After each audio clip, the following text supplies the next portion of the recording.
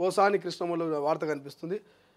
విచారణ కోసం పోసాని తీసుకెళ్తున్న పోలీసులు నన్ను అరెస్టు చేశారు రాజా.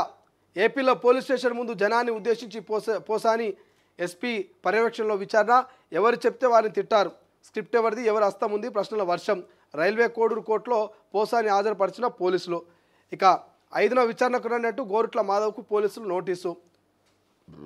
నన్ను అరెస్ట్ చేశారు రాజా. సినీ నటుడు పోసాని కృష్ణమురళి గురువారం ఉదయం ఏపీలోని అన్నమయ్య జిల్లా ఓబులవారిపల్లిలో పోలీస్ స్టేషన్లోకి వెళ్తూ బయట ఉన్న జనంతో అన్న మాటలు ఇవి. వైసీపీ హయాంలో అప్పటి ప్రతిపక్ష నాయకులు చంద్రబాబు, లోకేష్, పవన్ కళ్యాణ్ సహా అనేక మందిని అసభ్య పదజాలంతో సూచించిన వ్యవహారంలో పోసాని బుధవారం రాత్రి అరెస్ట్. ఇట్లుంటే పరిస్థితి. గతంలో వైఎస్ఆర్సీపీ అధికారంలో ఉన్నప్పుడు పోసాని కృష్ణమురళి ఇదే పవన్ కళ్యాణ్, అదేవిధంగా చంద్రబాబు నాయుడిని, నారా లోకేష్ని ఇష్టారాజ్యంగా అడ్డగోలిగా ఎక్కడ పడితే అక్కడ ప్రెస్ మీట్లు పెట్టి పొట్టు తిట్టింది ఆయన స్టైల్లో. సో అక్కడ వాళ్ళు ఊక్కోలేదు కదా, వాళ్ళు ప్రతిపక్షంలో ఉన్నప్పుడు రెడ్ బుక్లో రాసుకున్నారు. సో అధికారంలోకి రాగానే ఇక పోసానికి సంబంధించి అప్పుడు మాట్లాడిన మాటలు, ఆయన వ్యవహార శైలిని అంతా కూడా బయటకు తీసి అలా కేసులు పెట్టి జైలుకి పంపిస్తున్నటువంటి పరిస్థితి. సో మీ అందరికీ తెలుసు, పోసాని అప్పట్లో మామూలు రెచ్చిపోలే. సో ఆయన ఇంకా రెచ్చగొట్టి పాపం ఇంకా అది టీచర్ గతంలో. ఈయన డైలాగ్కు వాళ్ళు చప్పట్లు కొట్టేది. రాజా, బంగారు రాజా అన్నప్పుడే చప్పట్లు కొట్టేది. పవన్ కళ్యాణ్ అన్నప్పుడే చప్పట్లు కొట్టేది. చంద్రబాబు నాయుడు అనగానే చప్పట్లు కొట్టేది. ఇవన్నీ డైలాగులు చప్పట్లు కొడితే ఇవాళ చిప్పకూడి తినాల్సిన పరిస్థితి వచ్చింది.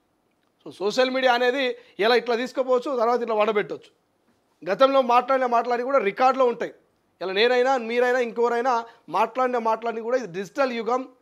సో ఈ ఆధునిక టెక్నాలజీలో అన్నీ రికార్డెడ్ ఉంటాయి. 2010లో మాట్లాడు, 12లో మాట్లాడు, 15లో మాట్లాడు, 23లో మాట్లాడు, నిన్నే మాట్లాడు, ఇవాళే మాట్లాడు, రాత్రే మాట్లాడు, ఇప్పుడే మాట్లాడు, ఇవన్నీ అన్నీ కూడా రికార్డెడ్లో ఉంటాయి.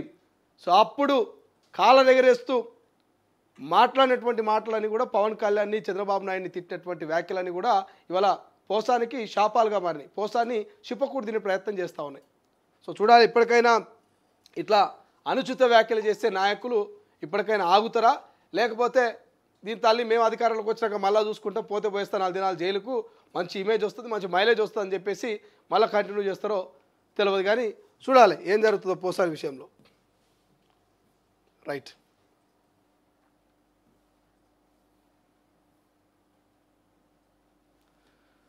తెలంగాణ భవిష్యత్తు మాదే అంటుండే ఆయన. 6 రోజులు టైం వేస్ట్ చేశారు. 8 మంది ప్రాణాలపై సర్కార్కు చిత్తశుద్ధి లేదు. ప్రభుత్వ వైఫల్యంతోనే రెస్క్యూ లేటు.